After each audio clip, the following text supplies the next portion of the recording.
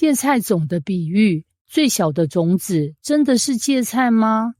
有没有人曾经纠正过你一句话，让你尴尬到不行？想象一下，你在朋友面前信心满满的说，这是世界上最小的手机，结果旁边有人能补一句，不好意思哦，某品牌去年出的更小，当场空气瞬间凝固。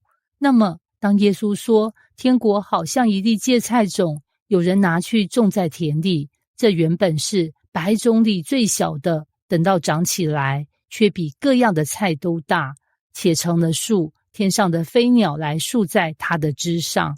马太福音13章31到32节时，有人就想要纠正了，芥菜种不是最小的种子啊。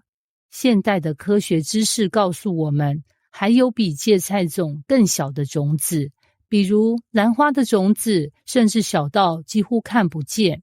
问题来了，难道耶稣科学错误？这句话会不会削弱他的权威？还是这里隐藏了一个更大的奥秘？你是否有过这样的经验？一个看似微不足道的举动，却带出出乎意料的影响。有一位大学生在课堂上随口对隔壁的同学说了一句，我觉得你很会表达，你应该去参加演讲比赛。这句话只是随意的鼓励，却在对方心中点燃了火花。结果那位同学真的去参加比赛，不仅得了奖，后来还成为专业演说家。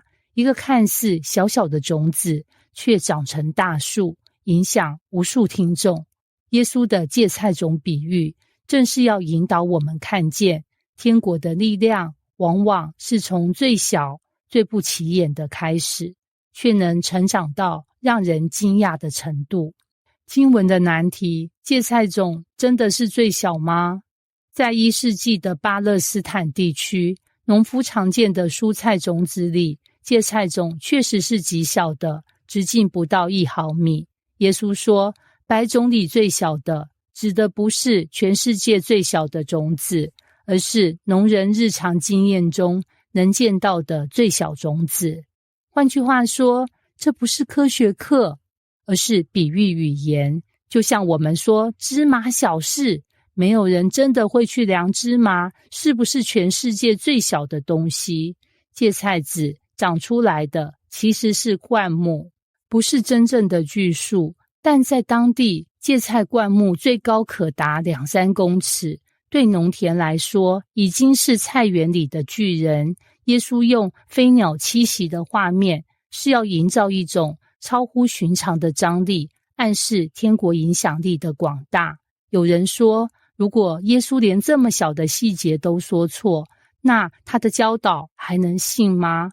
但问题是，耶稣的焦点根本不是植物学，而是比喻学。就像有人讲故事，这条鱼大到像车子一样，听的人不会去翻百科全书检查鱼的体型记录，而是理解讲话者想表达的惊人程度。同样的，耶稣用芥菜种最小却长成大树的张力，正是要把天国的特质说得清楚。他从不起眼开始，却最后震撼全局。我们心中的芥菜种，职场中的小开始，一个新创公司的起点，或许只是一个人在车库里写程式，一个看似无名的产品，却可能改变世界的沟通方式。这就是芥菜种的力量，开始微小，但影响深远。2、人际关系的小举动，一句简单的谢谢你，一个小小的微笑，有时能化解紧张，甚至翻转一段关系。不要小看这些微小的举动，它们有潜力长成大树。3、信仰生命中的小信心。有时候我们觉得自己信心太小，不够格，但耶稣曾说，你们若有信心，像一粒芥菜种。意思是，重点不在大小，而在于信心的真实。小小的开始，也能成为巨大的见证。经文启发，天国的隐形力量。芥菜种比喻提醒我们，不要轻视微笑，神往往选择最不起眼的开始。不要被外表迷惑，真正的力量可能藏在一个极小的起点。不要急于否定，眼前看似微不足道的，将来可能成为遮阴的大树。所以耶稣的话不是科学错误，而是一种带着诗意与张力的表达，让人重新理解天国的性质。你的芥菜种是什么？如果耶稣今天对你说，天国就像你手中的那颗芥菜种，你会想起什么？是你心里那一点点还不成熟的信心？是你默默播下的一个小行动？还是你眼前看似微不足道的机会？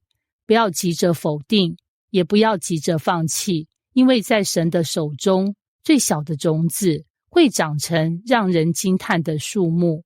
总结来说，这段经文的难题不在于科学正确性，而在于我们能不能看懂比喻的张力。耶稣的话不只是描述一颗种子，而是揭开天国的奥秘，从小开始，却改变世界。